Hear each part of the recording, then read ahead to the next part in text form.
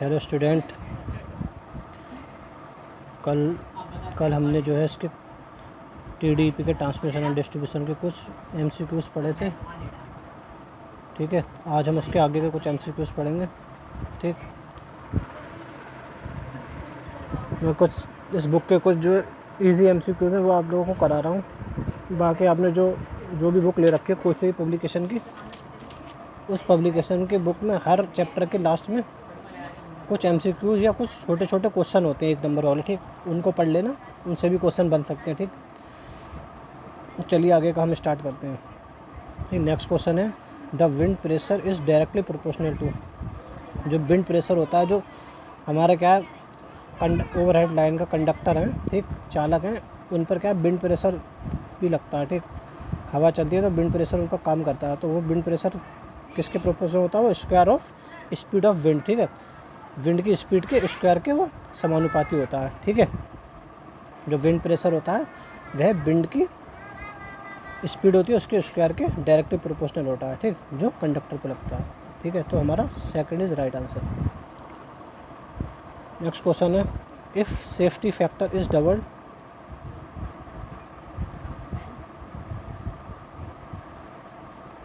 Then sag of line will be. ठीक है, अगर सेफ्टी फैक्टर डबल हो जाएगा तो सेग पर क्या इफेक्ट पड़ेगा? ठीक है, सेग का मान क्या होगा? तो देखो, सेफ्टी फैक्टर का एक फार्मूला होता है, safety factor equal to strength upon tension T. ठीक है, टेंशन टी। ठीक है, ठीक, सेफ्टी फैक्टर का फार्मूला होता है ये। ठीक, तो सेफ्टी फैक्टर क्या है हमारा?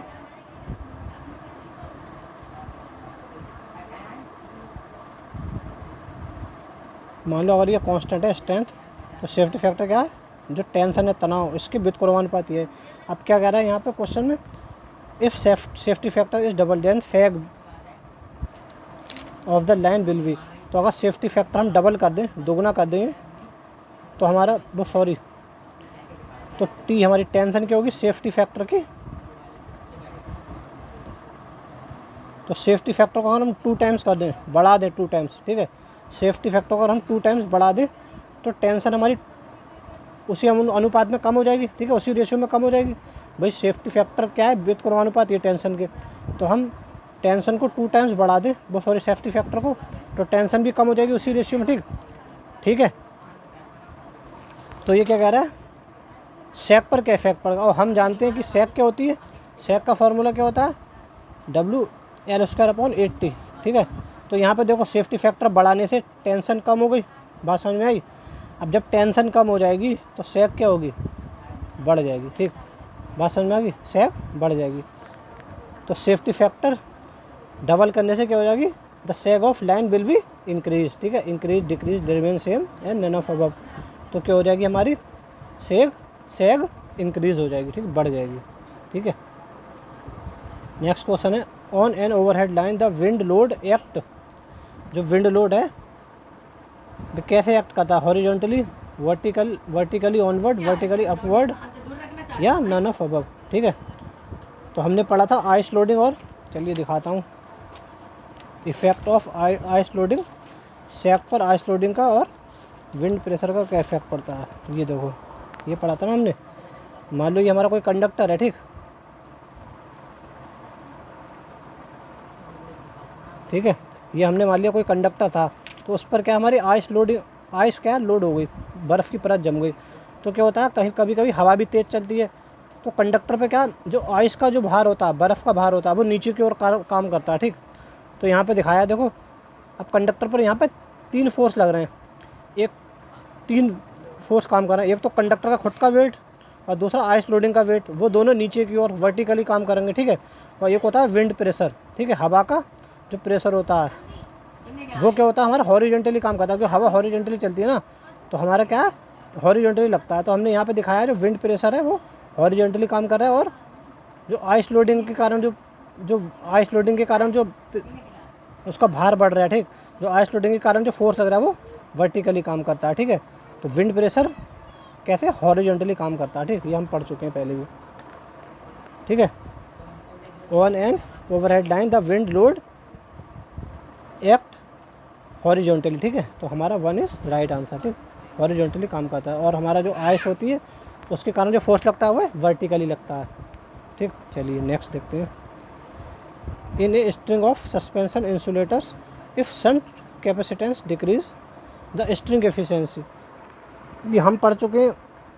जो भी पोटेंशियल डिस्ट्रीब्यूशन होता है स्ट्रिंग में वो अनइक्वल क्यों होता है, शंट कैपेसिटेंस के कारण होता है, ठीक है, जिसकी वजह से हमारी इफिशियंसी, स्ट्रिंग एफिशिएंसी कमज़ोर हो जाती है, ठीक।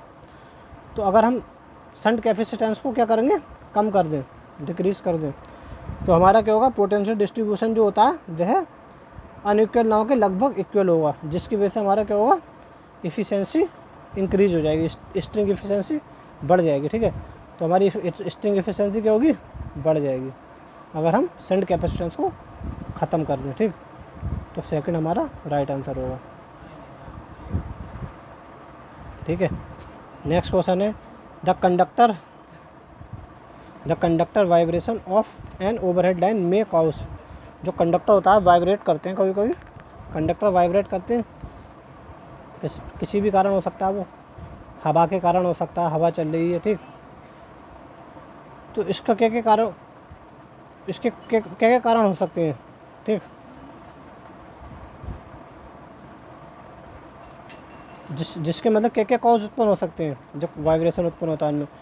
ब्रेकिंग ऑफ, नंबर है breaking off insulator disc, excessive sag, ठीक, मतलब इंसुलेटर की जो डिस्क होती है वह टूट सकती है, एक्सेसिव सैग बढ़ सकती है, collapse of surrounding structure collapse हो सकता है, या ऑल ऑफ अबव। तो हमारे चारों ही हो सकते हैं, ठीक है, वाइब्रेशन के कारण, ठीक। तो right answer is all of above, ठीक है। चलिए नेक्स्ट क्वेश्चन देखते हैं।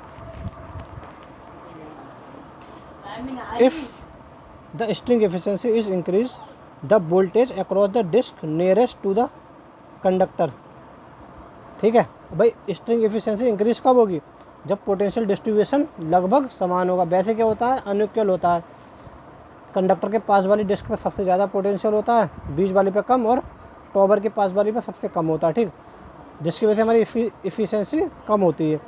तो अगर इफ़िशियंसी को अगर बढ़ जाएगी, इफ़िशियंसी को बढ़ा देंगे, तो इफ़िशियंसी कब बढ़ेगी, जब पोटेंशियल डिस्ट्रीब्यूशन लगभग इक्वल होगा, ठीक।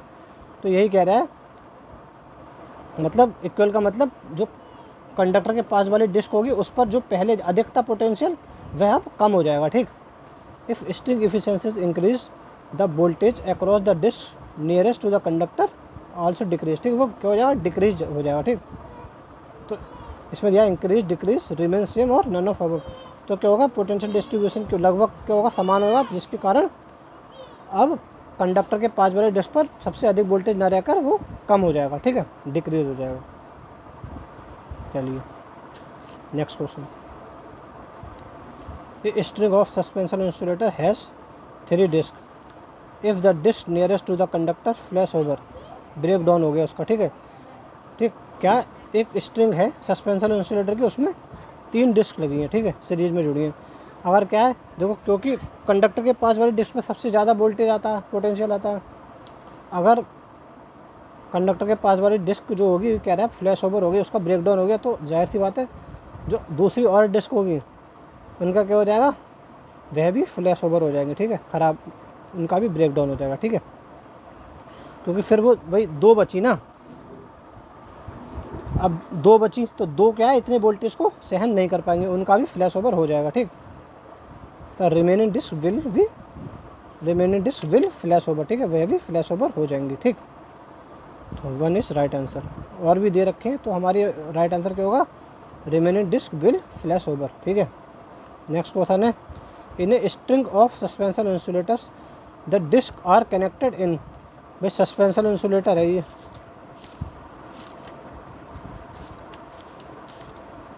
ठीक। ये सस्पेंशन इंसुलेटर की जो ये पूरी स्ट्रिंग कहलाती है, जिसमें हमारी सीरीज़ में कई डिस्क जुड़ी रहती हैं। तो डिस्क जो हमारी कैसे जुड़ी है, सीरीज़ में जुड़ी है, पैरेलल, तो हमारी सीरीज़ में जुड़ी है, ठीक। तो हमारा राइट आंसर क्या होगा, इसमें ऑप्शन दिए the in a string of suspension insulators the disc are connected in parallel, series parallel और नन ऑफ अबव। तो कैसे जुड़ी रहती हैं? सीरीज में जुड़ी रहती है, ठीक है। सीरीज हमारा राइट आंसर होगा। चलिए नेक्स्ट देखते हैं। In a string of suspension insulators the charging current is maximum through the disc. सबसे ज़्यादा भाई पोटेंशियल कहाँ होता है? भाई पोटेंशियल सबसे ज़्यादा कंडक्टर के पास वाली डिस्क पे होता है, तो सबसे ज़्यादा चार्जिंग करंट भी कंडक्टर के पास वाली डिस्क पर होगी, ठीक है। तो इसमें 4 ऑप्शन दिए हैं। Nearest to the cross arm, क्यों क्रॉस आर्म वाली पे तो बिल्कुल ही कम होगी, क्योंकि क्रॉस आर्म वाली के पास वाली डिस्क पर सबसे कम पोटेंशियल होता है।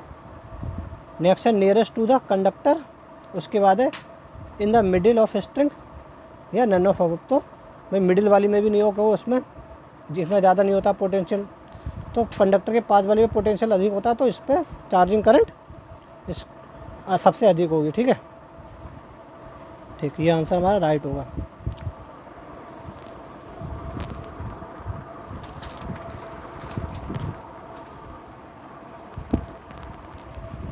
चलो इसके आगे का देखते हैं।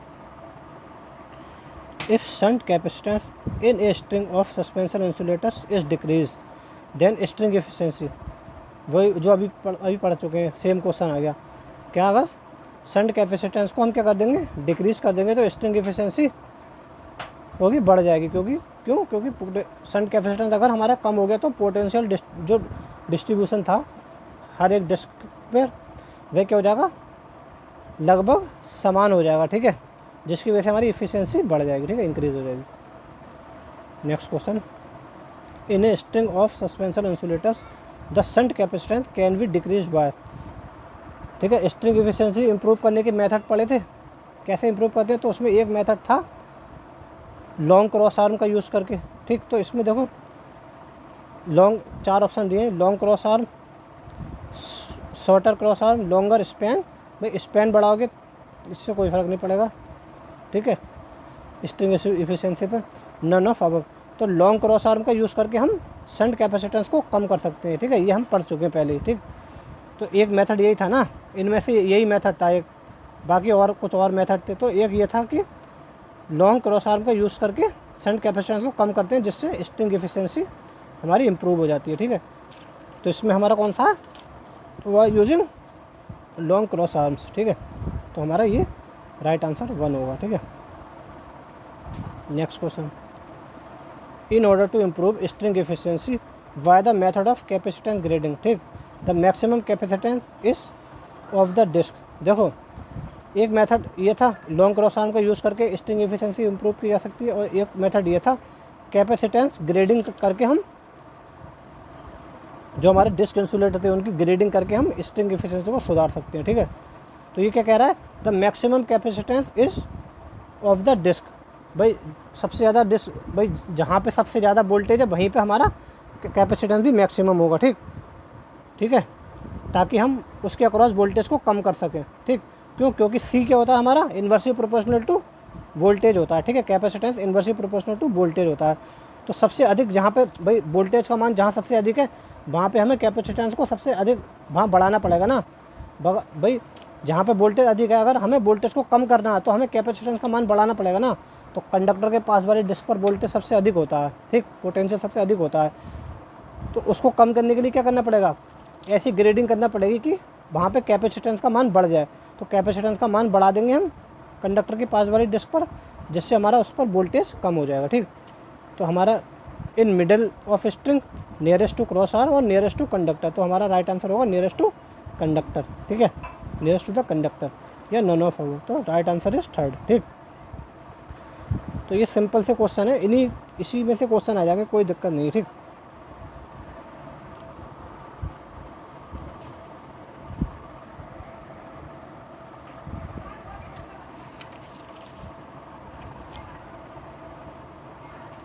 चलिए नेक्स्ट क्वेश्चन देखते हैं।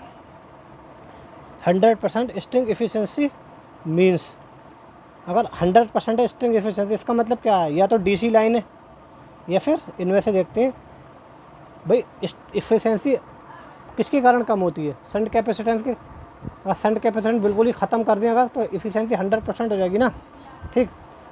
तो 100% string efficiency means shunt capacitance is zero, वो sorry self capacitance is zero, नहीं ये नहीं है। शंट कैपेसिटेंस इज मैक्सिमम, अगर मैक्सिमम होगी तो ये सबसे मिनिमम हो जाएगी एफिशिएंसी, ठीक। सेल्फ कैपेसिटेंस इज मैक्सिमम, नहीं ये भी सही नहीं है। तो शंट कैपेसिटेंस इज ज़ीरो, ये सही है। जब ज़ीरो, क्योंकि स्ट्रिंग एफिशिएंसी कम किस लिए होती है, किसके कारण होती है, शंट कैपेसिटेंस के कारण स्ट्रिंग एफिशिएंसी कम हो जाती है, ठीक। तो उसको बढ़ाएंगे तो स्ट्रिंग एफिशिएंसी को कम करे, स्ट्रिंग एफिशिएंसी को बढ़ाने के लिए शंट कैपेसिटेंस को कम करना पड़ता है। तो अगर शंट कैपेसिटेंस को ज़ीरो कर देंगे तो स्ट्रिंग एफिशिएंसी हमारी 100% हो जाएगी, ठीक है। चलिए नेक्स्ट क्वेश्चन देखते हैं। In a string of suspension insulator voltage across disc nearest to cross arm is minimum, जो क्रॉस आर्म के पास वाली डिस्क है उस पर वोल्टेज मिनिमम होता है। सेकंड देखो, middle disc is maximum, disc nearest to conductor is minimum, disc nearest to cross arm is maximum. तो देखो क्रॉस आर्म के जो पास वाली डिस्क होती है उस पर मैक्सिमम नहीं होता, मिनिमम होता है potential. Nearest to conductor is minimum, conductor के पास वाली पर मैक्सिमम होता है, ये भी गलत है। Middle disc is minimum, middle disc पर क्या होता है, बीच का होता है पोटेंशियल, मैक्सिमम नहीं होता, ठीक। या फिर disc nearest to the cross arm is minimum, ठीक। तो जो क्रॉस आर्म के पास वाली या टॉबर के पास वाली डिस्क होती है उस पर हमारा मिनिमम होता है, ठीक। तो हमारा राइट आंसर क्या है, मिनिमम, पहला वाला हमारा राइट आंसर है, ठीक। चलिए नेक्स्ट क्वेश्चन देखते हैं। ये क्वेश्चन बहुत अच्छा है, इम्पोर्टेंट है, इस ऐसा न्यूमेरिकल आ सकता है, ठीक। सिंपल है, कुछ ज़्यादा टफ नहीं है, तभी करा रहा हूँ सिंपल है, ठीक, टफ वाले नहीं करा रहा हूँ। If span length is double with no change in other factor then sag of line will become. ये क्या कह रहा है क्वेश्चन, ये कह रहा है, हम जानते हैं सेग का फॉर्मूला क्या होता है, S equal to W L square into 80। ये क्या कह रहा है, इफ़, ये क्या होता है, एल क्या है, स्पैन। वो क्या कह रहा है, स्पैन को अगर डबल कर दें और बाकी फैक्टर को क्या करें, चेंज ना करें, मतलब कांस्टेंट रखें। तो हम मान ले रहे हैं डब्ल्यू और टी हमारा कांस्टेंट है, तो सेक किसके समानुपाती हो जाएगी, एल स्क्वायर के, ठीक। तो ये क्या कह रहा है, इफ़ स्पैन इज़ डबल, अगर हम स्पैन को डबल कर दें, ठीक, तो क्या हो जाएगी, सेक, ठीक है, 4 टाइम्स हो गई सेक क्या होगी, स्पैन को अगर डबल कर दो तो सेक क्या हो जाएगी, 4 टाइम्स बढ़ जाएगी। बात समझ में आ गई, ये समझ में आया फॉर्मूला। ये क्या कह रहा है, अगर देखो क्वेश्चन क्या कह रहा है, if span length is double with no change in other factor then sag of line will become. क्या कह रहा है, अगर हम और फैक्टर को कांस्टेंट रखें, नो चेंज ना करें, तो ये मान लो कांस्टेंट है ये हमारे सब, ठीक। तो सेक क्या होगी, एल स्क्वायर, मतलब स्पैन की स्क्वायर के समानुपाती होगी। तो ये क्या कह रहा है, अगर स्पैन लेंथ को हम डबल कर दें तो डबल करने से क्या हो जाएगा, ये सेक कैसी हो जाएगी, 4 गुनी हो जाएगी, ठीक। तो यही यहाँ पे पूछा गया कितनी हो जाएगी, तो यहाँ पे क्या है 0.5 टाइम्स, 2 टाइम्स, 8 टाइम्स और 4 टाइम्स। तो राइट आंसर क्या होगा हमारा 4 टाइम्स, 4 गुना बढ़ जाएगी, ठीक है। बहुत अच्छा क्वेश्चन है ये। नेक्स्ट क्वेश्चन, इफ़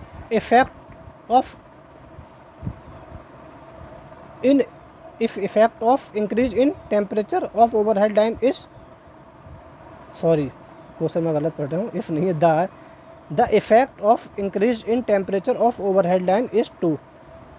तो ओवरहेड लाइन का जो टेम्परेचर को अगर हम बढ़ा दें, अगर वो बढ़ जाए किसी कारण, तो उसका इफेक्ट क्या पड़ेगा ओवरहेड लाइन पर, decrease the stress and length और स्ट्रेस कम हो जाएगी। गलत भाई, स्ट्रेस तो कम हो जाएगी, जाहिर सी बात है, अगर टेम्परेचर बढ़ा, लेकिन लेंथ बढ़ जाएगी ना, ठीक। स्ट्रेंथ कम होगी, ये गलत दिया ना, इंक्रीज नहीं होगी, स्ट्रेंथ कम हो जाएगी और लेंथ बढ़ जाएगी, ये सही दिया है, बढ़ जाएगी, ठीक। तो ये गलत है, ये अगर यहाँ डिक्रीज लिखा होता तब ये सही होता। तो दूसरा क्या कर रहा है, decrease the stress but increase the length, ठीक, ये सही है। अगर जाहिर सी बात टेम्परेचर अगर बढ़ा देंगे तो टेम्परेचर बढ़ने से क्या होता है, हमारा कंडक्टर में प्रसार होता है, लीनियरली वो बढ़ता है, ठीक, ठीक है। लीनियरली क्या उसमें एक्सपेंशन होता है। तो क्या होगा हमारा, अगर टेम्परेचर बढ़ा देंगे तो टेंशन कम हो जाती है और लेंथ बढ़ जाती है। तो ये हमारा सही है, decrease strength but increase length, ठीक, डिक्रीज स्ट्रेंथ एंड लेंथ, ये भी गलत है। तो राइट आंसर क्या है हमारा सेकंड। अगर टेम्परेचर बढ़ जाएगा, इस टेम्परेचर का इफेक्ट हो, स्ट्रेस कम हो जाएगी लेकिन लेंथ बढ़ जाएगी, ठीक। Next question, the sag of overhead line is affected by, किस किस चीज़ों से इफेक्ट पड़ता है सैग पर? कंडक्टर के per unit weight, per unit length, conductor के वेट पर इफेक्ट पड़ता है, जाहिर सी बात है, ठीक। स्पैन एंड टेंशन का भी इफेक्ट पड़ता है, S equal to W L square upon 80, ये है ना। वेट का भी इफेक्ट पड़ रहा है, पर यूनिट लेंथ, ठीक। स्पैन का भी इफेक्ट पड़ रहा है, टेंशन का भी इफेक्ट पड़ रहा है, विंड एंड टेम्परेचर का भी इफेक्ट पड़ता है, विंड का भी इफेक्ट पड़ता है, टेम्परेचर का भी इफेक्ट पड़ता है, ठीक है। तो हमारा क्या है, चारों सही है, ये ऑल ऑफ अबव राइट, ठीक, आर राइट, ठीक है।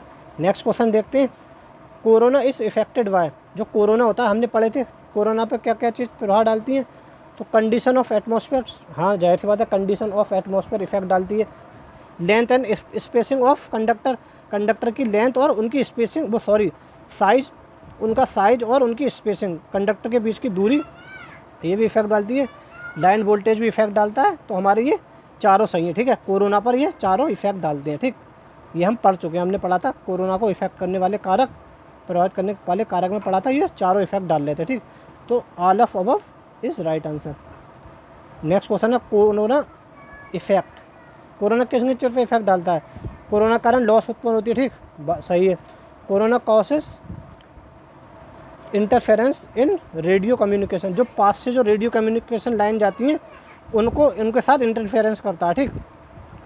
प्रोड्यूस रेडियो फ्रिक्वेंसी वेव्स, ठीक है, रेडियो फ्रिक्वेंसी वेव्स भी प्रोड्यूस करता है। तो ये चारों राइट आंसर है, ठीक है, कोरोना में। Next question, corona effect can be reduce by, ये हम पढ़ चुके हैं, कोरोना को कम करने की विधियाँ, ठीक। कंडक्टर के बीच की दूरी बढ़ाकर कम किया जा सकता है और कंडक्टर के साइज को बढ़ाकर कम किया जा सकता है, ठीक। तो इंक्रीजिंग कंडक्टर साइज, कंडक्टर के साइज को इंक्रीज करके कोरोना को कम किया जा सकता है, ठीक है। कंडक्टर के डिक्रीज करके नहीं, स्पेसिंग को बढ़ा के कम किया जा सकता है, ठीक है। डिक्रीजिंग साइज ये भी गलत है, तो साइज को इंक्रीज करके कोरोना को कम किया जा सकता है, ठीक है। चलिए नेक्स्ट देखते हैं, कोरोना इफेक्ट, कोरोना इफेक्ट से क्या क्या, देखो अब यहाँ पे ये बहुत इंपॉर्टेंट क्वेश्चन है, कोरोना का basic. Corona effect produce ozone gas, ozone gas उत्पन्न होती है, ये पढ़ा था हमने। रिड्यूस ट्रांसमिशन इफिशिएंसी, जाहिर सी बात है, लॉसेज जब उत्पन्न, लॉसेज बढ़ जाएंगी तो इफिशिएंसी कम हो जाएगी। Causes line to draw sinusoidal, non sinusoidal current, ठीक है, नॉन साइनसॉइडल करंट फ्लो होने लगती है। तो ये चारों सही है, ठीक है, ऑल अबव राइट आंसर, ठीक। चौथा हमारा राइट आंसर है, ठीक है। Next question, if spacing between conductor increase, corona effect क्या होता है, कम हो जाता है, ये पढ़ाया था। कोरोना को कैसे कम करते हैं? तो कंडक्टर के बीच की दूरी बढ़ाकर, स्पेसिंग बढ़ाकर कोरोना को कम किया जा सकता है, ठीक। तो सेकंड इज राइट आंसर।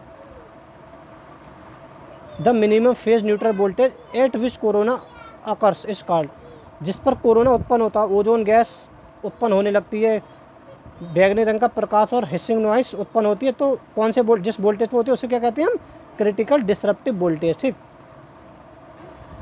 तो ये हमारा राइट आंसर है, ठीक है। जिस पर कोरोना अकर होता है, कोरोना फॉर्मेशन होना चालू होता है, उसको कहते हैं क्रिटिकल डिसरप्टिव वोल्टेज, ठीक है। तो फर्स्ट हमारा राइट आंसर है, ठीक है। Next question, a standard conductor has, standard conductor में क्या होता है, ज़्यादा कोरोना अधिक होती है सॉलिड कंडक्टर की तुलना में, ठीक, ठीक है। हम पढ़ चुके हैं ना, कोरोना लॉस जो है स्टैंडर्ड कंडक्टर में सॉलिड कंडक्टर की तुलना में अधिक होते हैं, ठीक। तो सेकंड इज राइट आंसर, ठीक है। नेक्स्ट क्वेश्चन है, व्हेन द, ये नहीं, ये the capacitance of transmission line is neglected, ये पढ़ चुके हैं हम। ट्रांसमिशन लाइन में कैपेसिटेंस, कौन सी ट्रांसमिशन लाइन में नेग्लेक्ट करते हैं? शॉर्ट ट्रांसमिशन लाइन में। क्यों? क्योंकि इसकी लेंथ जो है बहुत कम होती है और इसका वोल्टेज भी कम होता है, ठीक है। तो इसमें हम नेग्लेक्ट करते हैं, शॉर्ट ट्रांसमिशन लाइन में कैपेसिटेंस इफेक्ट को नेग्लेक्ट करते हैं, मीडियम और लेंथ में, और लॉन्ग में उसको नेग्लेक्ट नहीं करते, ठीक है। तो नेक्स्ट देखते हैं, in AC system the skin effect, skin effect से क्या होता है? Reduce effective area of conductor, conductor का इफेक्टिव एरिया कम हो जाता है। क्यों? क्योंकि केवल आउटर लेयर पर करंट फ्लो होती है। इंक्रीज रेजिस्टेंस, रेजिस्टेंस इंक्रीज हो जाता है क्योंकि एरिया कम हो जाएगा तो रेजिस्टेंस, जाहिर सी बात है, क्योंकि आर क्या होता है, R directly proportional to N and inversely proportional to A. तो एरिया कम हो गया तो रेजिस्टेंस बढ़ जाएगा, ठीक है। Cause is greater power loss, ठीक है, ग्रेटर पावर लॉस होती है जब रेजिस्टेंस बढ़ जाएगा तो पावर लॉस ज़्यादा होगी, ठीक। तो all of above right answer, ठीक, चौथा हमारा राइट आंसर है। Next question, skin effect depend upon, किन चीज़ों पर डिपेंड करता है, नेचर ऑफ कंडक्टर, ठीक है, डायमीटर ऑफ वायर, इस पर भी ठीक, और फ्रिक्वेंसी, इन तीनों पर निर्भर करता है स्किन इफेक्ट, ठीक, ये पढ़ चुके हैं हम। तो चौथा हमारा राइट आंसर होगा, ठीक है। चलिए next question, if frequency increase the skin effect increase, ठीक, फ्रिक्वेंसी भाई AC DC में फ्रिक्वेंसी वो स्किन इफेक्ट नहीं होता है, AC में होता है। तो जितनी ज़्यादा फ्रिक्वेंसी होगी उतना ही हमारा स्किन इफेक्ट अधिक होगा, ठीक है। तो फ्रिक्वेंसी बढ़ने से इंक्रीज हो जाता है स्किन इफेक्ट, ठीक है।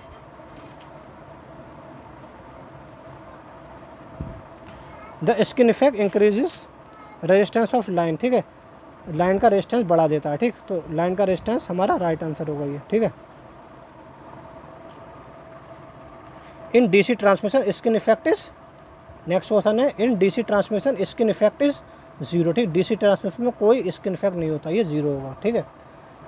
चलिए ये होगा हमारे आज के MCQs, कल हम नेक्स्ट चैप्टर के पढ़ेंगे, ठीक है। Thank you.